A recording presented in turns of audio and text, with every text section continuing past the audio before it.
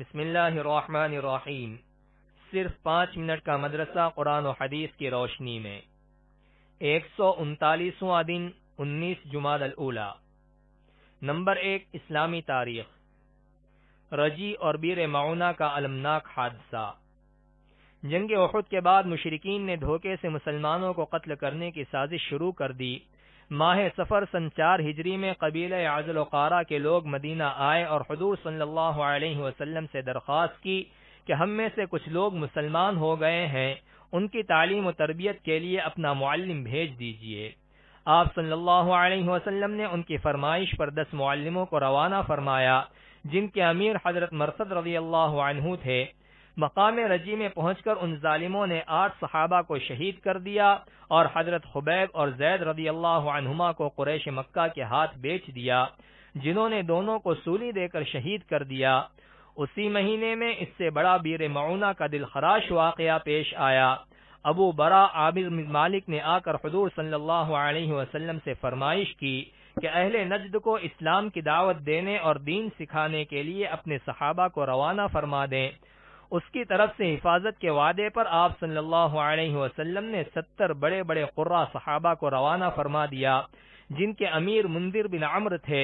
جب یہ دعوتی وفد بیر معونہ پہنچا تو اس دھوکہ باز نے قبیلے رعل اور زکوان وغیرہ کے لوگوں کو ساتھ لے کر ان پر حملہ کر دیا اور کعب بن زید کے علاوہ تمام قرہ صحابہ کو شہید کر ڈالا۔ اس المناک حادثے سے حضور صلی اللہ علیہ وسلم کو سخت صدمہ پہنچا اور 1 مہینے تک نماز فجر میں قنوت نازلہ پڑھی۔ نمبر 2، اللہ کی قدرت۔ بدن کی ہڈی قدرت کی نشانی۔ اس قادر مطلق کی کاریگری کو دیکھیے کہ اس نے ایک قطرے سے انسانی جسم میں کیا کیا کاریگری کی ہے۔ اس میں اللہ تعالی نے مختلف قسم کی ہڈیاں پیدا کیں اور ان ہڈیوں کو ستون اور پلر نما بنا کر پورے جسم انسانی کو ان پر کھڑا کر دیا۔ ان ہڈیوں کی شکل و صورت کو دیکھیے، بعض ہڈیاں ٹیڑھی ہیں، بعض لمبی ہیں، کچھ گول ہیں، کچھ سیدھی ہیں، بعض چوڑی ہیں، بعض پتلی ہیں، کچھ ہلکی ہیں، کچھ بھاری ہیں، کچھ ٹھوس ہیں۔ اس طرح کی مختلف شکلوں کی چھوٹی بڑی تقریباً 248 ہڈیاں ہیں۔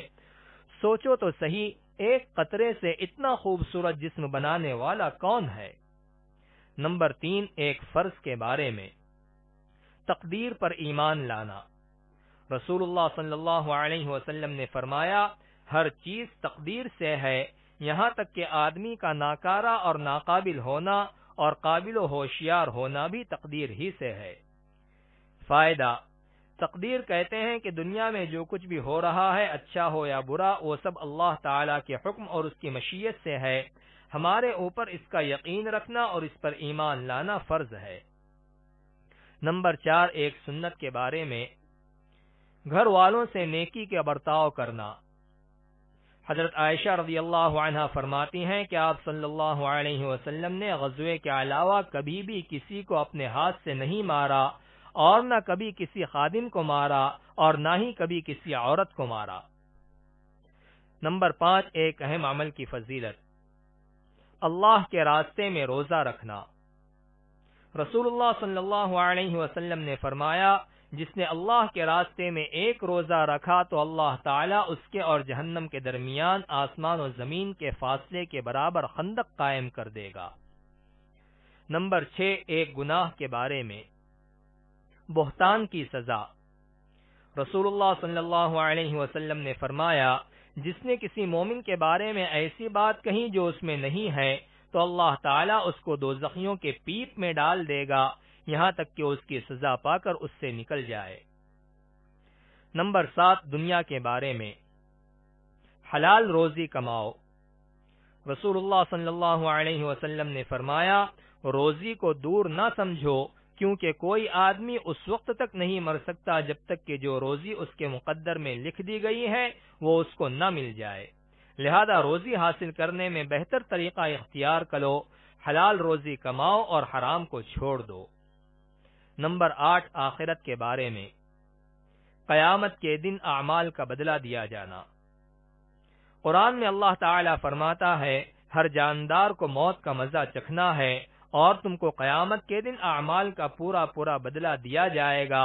پھر جو شخص جہنم کی آگ سے بچا کر جنت میں داخل کر دیا گیا تو وہ کامیاب ہو گیا۔ نمبر 9، طب نبوی سے علاج۔ مفید ترین علاج۔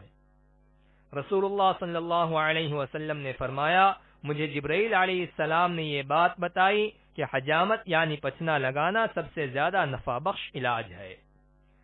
فائدہ: حجامت سے فاسد خون نکل جاتا ہے، جس کی وجہ سے بدن کے درد اور بہت ساری بیماریاں دور ہو جاتی ہیں۔